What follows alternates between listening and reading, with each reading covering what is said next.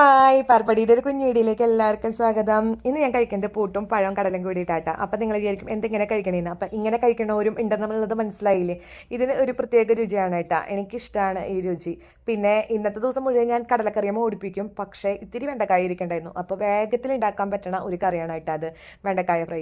അപ്പോൾ ഞാൻ ഇങ്ങനെയാണ് വെണ്ടക്കായ ഫ്രൈ ഉണ്ടാക്കുക. അപ്പോൾ വെണ്ടക്കായും സബോള പച്ചമുളക് നീളത്തിൽ അരിഞ്ഞതിന് ശേഷം അതിലേക്ക് കുറച്ച് പൊടികൾ, ഉപ്പ്, മഞ്ഞൾപ്പൊടി, മുളകുപൊടി, മസാലപ്പൊടി അതൊക്കെ ചേർത്തിട്ട് ഒന്ന് മിക്സ് ചെയ്ത് വെക്കും. അതിനുശേഷം ഒരു ചീഞ്ചാട്ടി അല്ലെങ്കിൽ ഫ്രൈ പാനോ എടുത്തിട്ട് അതിൽ കുറച്ച് വെളിച്ചെണ്ണ ഒഴിച്ച് ആ വെളിച്ചെണ്ണ ചൂടാവുമ്പോൾ ഈ മിക്സ് ചെയ്ത് വെച്ചിട്ടുള്ള വെണ്ടക്കായ അതിലേക്ക് ഇടും കേട്ടോ. അത് കുറച്ച് നേരം ഇളക്കിയതിന് ശേഷം മൂടി വെക്കുമ്പോൾ അതിൻ്റെ വഴുവഴുപ്പൊക്കെ പോണോട് കൂടി കറി ആയിട്ടുണ്ടാവും. അപ്പോൾ ഇത് നമുക്ക് ചോറ് കൂട്ടി കഴിക്കാം. ചോറിന് വേറെ ഒറ്റ കറിയില്ലെങ്കിൽ നമുക്ക് ഈസി ആയിട്ട് ഇത് പെട്ടെന്ന് ഉണ്ടാക്കി കഴിക്കാൻ പറ്റുന്നതാണ് കേട്ടോ. ഇതിന് ശേഷം ഞാൻ എൻ്റെ കൊറിയർ കഴിഞ്ഞ ദിവസം വന്നിട്ടുണ്ടായിരുന്നില്ലേ, അതിലത്തെ ഫ്രോക്കൊന്ന് ഇട്ട് നോക്കാമെന്ന് വിചാരിച്ചു എങ്ങനെയുണ്ടെന്ന് അറിയാനായിട്ട്. അങ്ങനെ ഞാൻ ആ ഫ്രോക്കൊന്ന് ഇട്ട് നോക്കി. അപ്പോൾ കുഴപ്പമൊന്നുമില്ല.